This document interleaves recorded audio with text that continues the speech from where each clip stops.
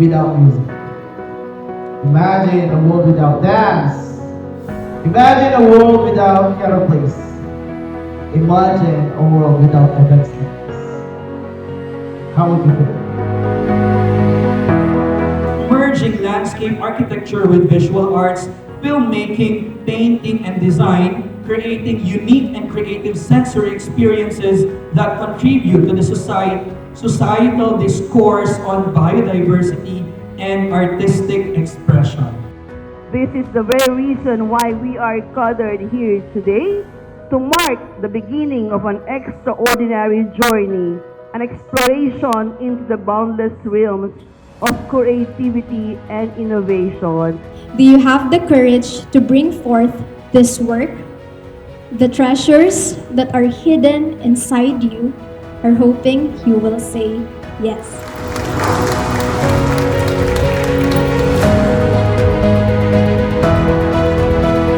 Surely there is no dearth in Central Luzon's creatives, and it's about time to place these rich creative industries into the limelight. The primary resource is your brain, producing gross domestic product out of virtually nothing comes from the power of the mind and making the right connections. What we have for the creative industries and how we're going to strategically build it up with the partnerships that we build from here.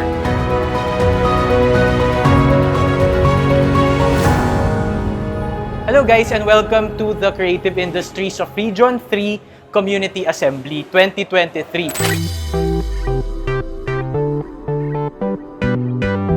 So for the first time ever, pinagsama-sama namin ang 7 probinsya and we will be celebrating the creative industries of Region 3, no? Welcome to the CIRCA 2023 Creative Conference here at the PGN Auditorium.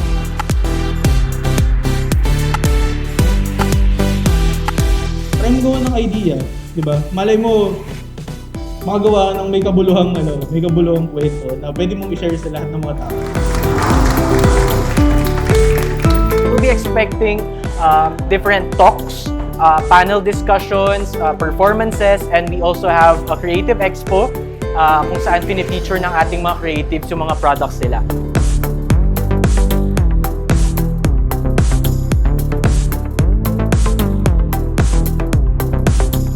Yung pagkakataon na ito ay para mag-build ng network, para kung sino kaya yung pwede pa naming makasama sa aming mga komunidad ng mga gustong magsulat para sa mga rehiyon.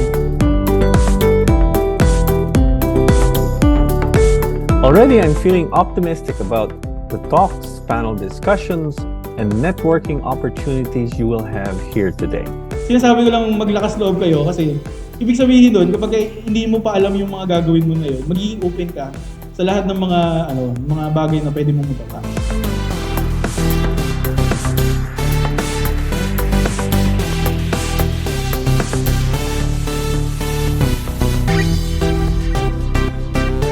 You have a loaded program filled with entertainment, storytelling, audiovisual presentations, and engaging topics. Yun nga, every one of us is creative as long as we're using new ideas and we're connecting the dots and solving problems with you. The fashion industry is increasingly recognizing the importance of showcasing a wide range of models and reflect the diversity of its audience, because this is what the new generation is clamoring for. The reality is when we encounter people who are brave enough to admit what they don't know, we actually admire their humility and we love hanging out with them. So it captures the feeling of I belong, and it also leaves the feeling na we have a brighter future.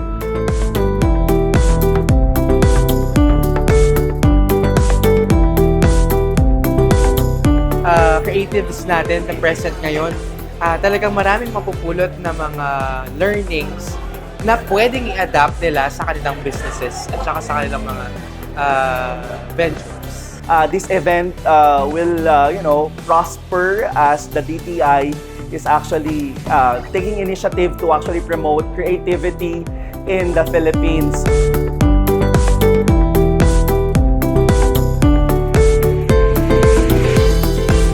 So my experience here in the CIRCA 2023 was incredibly amazing.